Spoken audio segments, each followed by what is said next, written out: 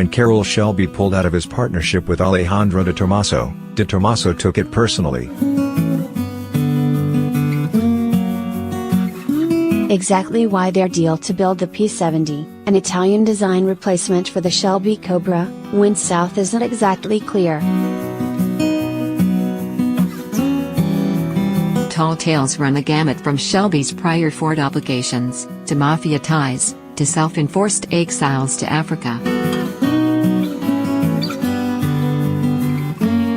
What isn't speculation, however, is that after the deal fell through, de Tomaso named his next production car, which was loosely based on the P70, the Mangusta.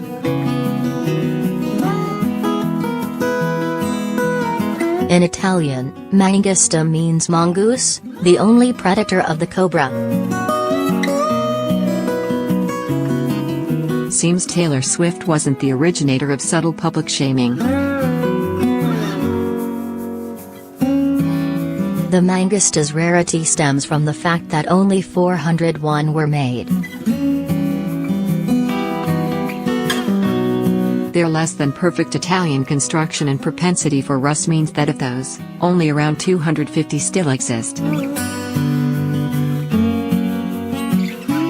Hence a Sokoling won at last year's Concorso Italiano during Monterey Car Week.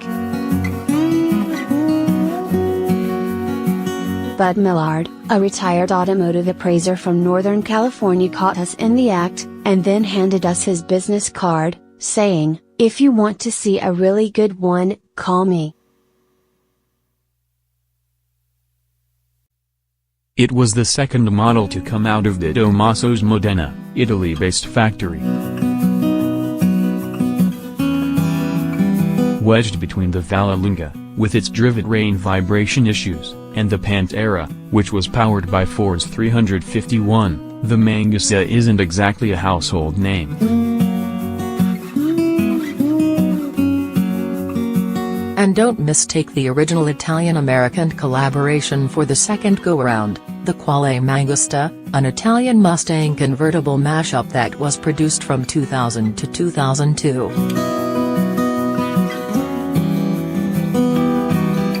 Millard purchased his car 7 years ago.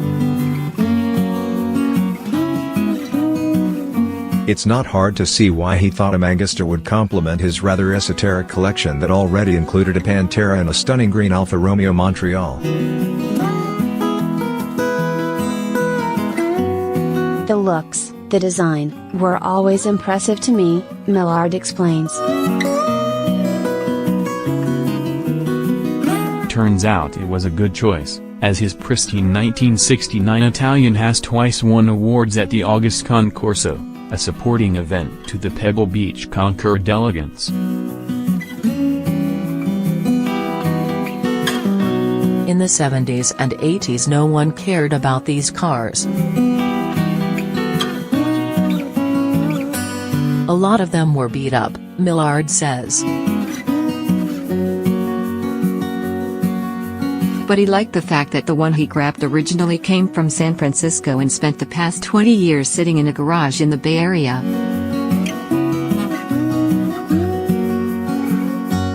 The car, for now, lives in Millbrae, just south of the San Francisco airport.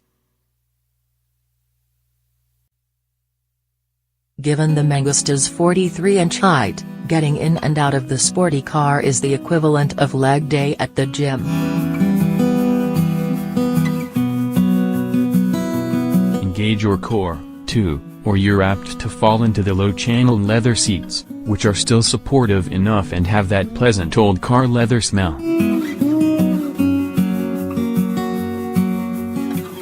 With the pedals situated to the right of the footwell, the driver's feet take on a position not unlike being tucked into a mummy's sleeping bag.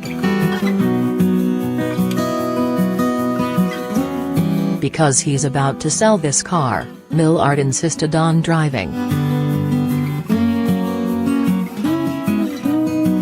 We were disappointed, but understood.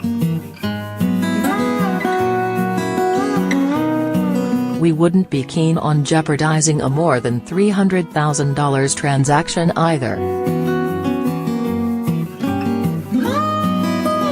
Millard turned over the Mangusta's Ford 302 engine.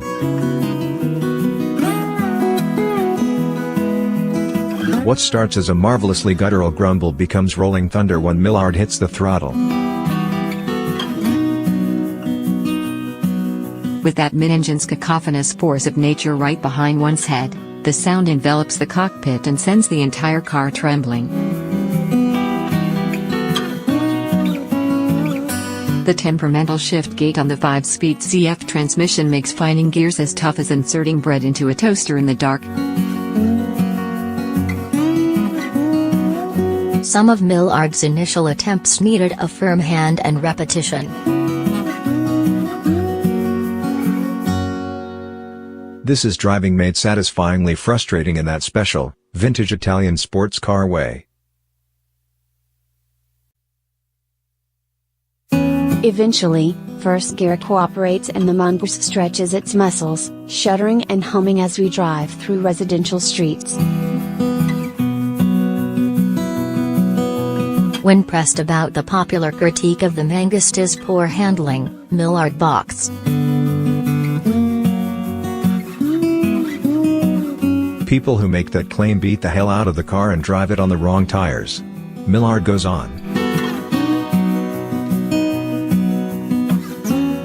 Sure, if you get rough with it, it can bite you.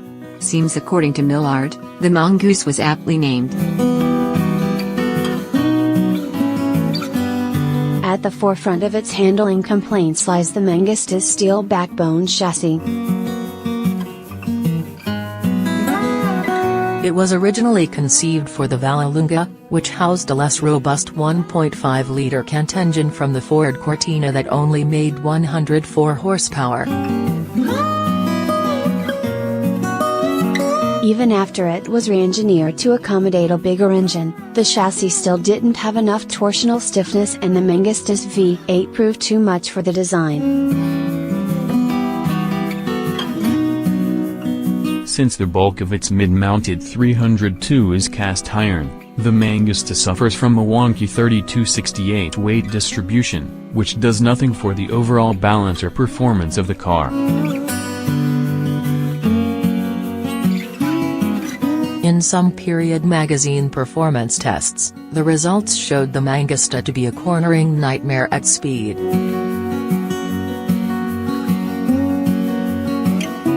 According to Millard, some owners remedied the car's insane flexion issues by adding a couple of gussets to strengthen the rear transaxle. On our leisurely drive, however, we didn't experience any of the wild behaviors the Mangusta is notorious for.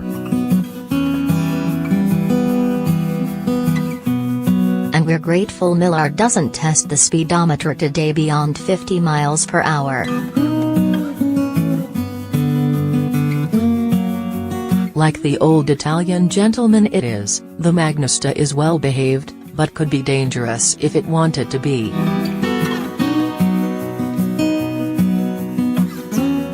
Tomaso addressed these structural issues with the Pantera by moving to a unibody design that could handle its 351-seat power plant. Ultimately less expensive to build, more powerful and structurally sound, the Pantera went on to become the signature car of the De Tomaso stable. Giugiaro, the prolific designer of, among other cars, the iconic Volkswagen Golf and the DeLorean DMC-12, created the Mangusta's design, including the unique glowing engine covers that make it instantly recognizable. Unfortunately, they do nothing for the rear visibility of the car and Millard asks for help when reversing into his own driveway. When faced with the decision of letting the car's increasing patina be or repainting, Millard opted for the latter. Everything else on the car is original.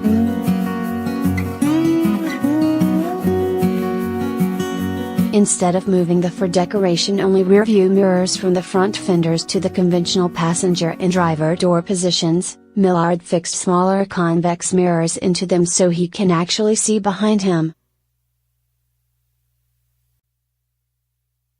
And under those heavy rear gull wing doors, even the original anti-smog pump still rattles. Lots of people take photos of it. Mostly they have no idea what it is and think it's a Ferrari. Millard doesn't care, he's just glad they think it's a showstopper. Walter Tomaso, Shelby and their prickly personalities are gone, both left behind some unquestionably beautiful cars. Hopefully this Mangusta will be chasing after cobras for a while.